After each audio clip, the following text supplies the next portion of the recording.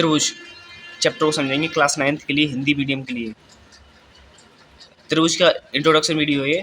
त्रिभुज तीन भुजाओं से बनी एक आकृति को, एक बंद आकृति होनी चाहिए जिसकी तीन भुजाएं होनी चाहिए, जैसे ए बी एक भुजा हो गई, बी सी एक भुजा हो गई और ए सी एक भुजा हो गई।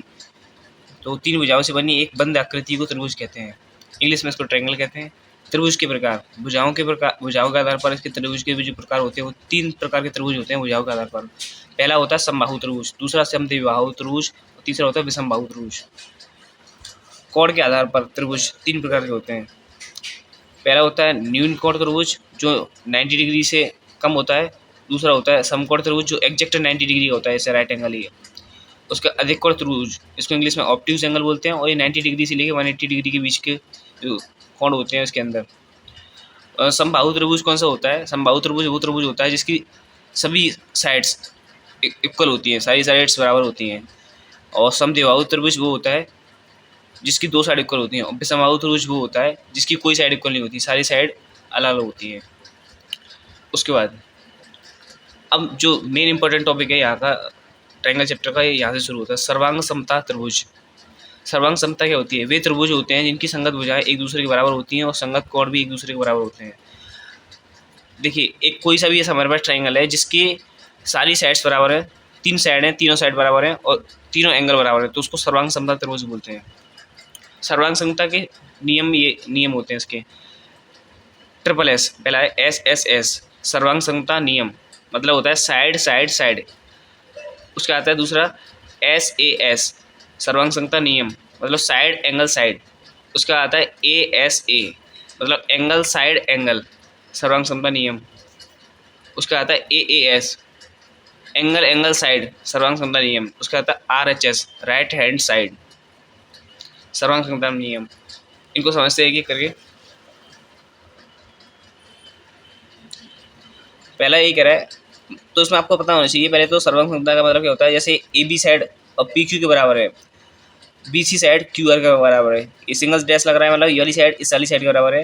डबल डैश लग रहा है मतलब BC साइड QR के बराबर है। और AC ट्रिपल डैश लग रहा है मतलब होता है AC PR के बराबर है। तो हम कह सकते हैं ट्रायंगल ABC सर्वांग सम है ट्रायंगल PQR के। ये सर्वांग सम का साइन है, इसको याद रखना है आपको। दो इक्वल टू का साइन लगाएंगे, एक इक्वल टू का साइन लगा दिया, उसके ऊपर ये ऐसे करके एरो बना देते हैं, इसको होता है सर्वांग समता नियम। इस तरीके से ट्रायंगल ABC सर्वांग सम है ट्रायंगल PQR की, इसको आपको याद रखना है। उसका आता है सर्वांग समता नियम। पहला होता है ट्रिपल S सर्वांग समता नियम। इसमें क्या होता है, अगर हमारे पास 7, 5, 8 ही साइड दे रखी हैं, दूसरा ट्रायंगल हमारे पास ABC ट्रायंगल में 7, 5, 8 साइड दे रखी है, उसके बाद PQR ट्रायंगल में भी 7, 5, 8 साइड दे रखी हैं। AB यहाँ पर PQ के बराबर है, AB PQ के बराबर लिख दिया। BC QR के बराबर BC QR के बराबर लिख दिया। AC बराबर है PR के, तो AC PR के बराबर लिख दिया। तो हम कह सकते हैं ट्रायंगल ABC सर्वांग सम है ट्रायंगल PQR के। तो ऐसा साइन लगा दिया और यहाँ पे ब्रैकेट में लिख दिया triple S side side side. समझ आ गया? उसका आता है ASA सर्वांग समता नियम।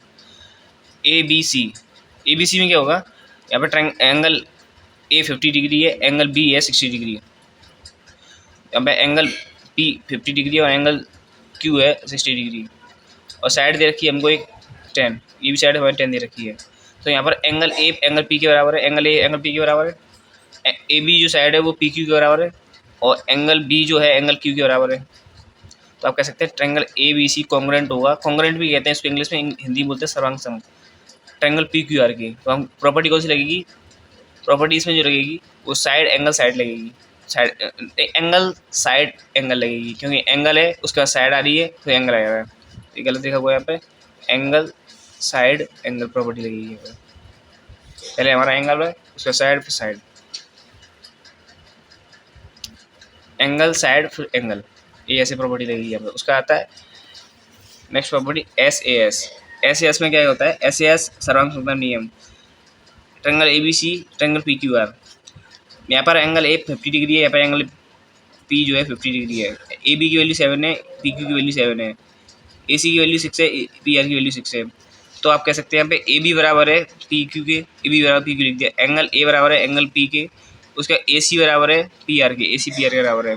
तो ट्रायंगल ABC कॉन्ग्रुएंट है सर्वांग सम है ट्रायंगल PQR के। प्रॉपर्टी कौन सी लगेगी, साइड। पहले तो साइड बराबर है, उसका एंगल बराबर, फिर उसका साइड बराबर है, तो SAS प्रॉपर्टी लगेगी साइड एंगल साइड। उसका आता है AAS प्रॉपर्टी, AAS सर्वांग समता नियम। इसमें क्या होगा, पहले एंगल एंगल साइड बराबर होगी। तो हमारे ट्रायंगल ABC में एंगल A 50 डिग्री है, ट्रायंगल PQR में एंगल P 50 डिग्री है। उसके बाद में AC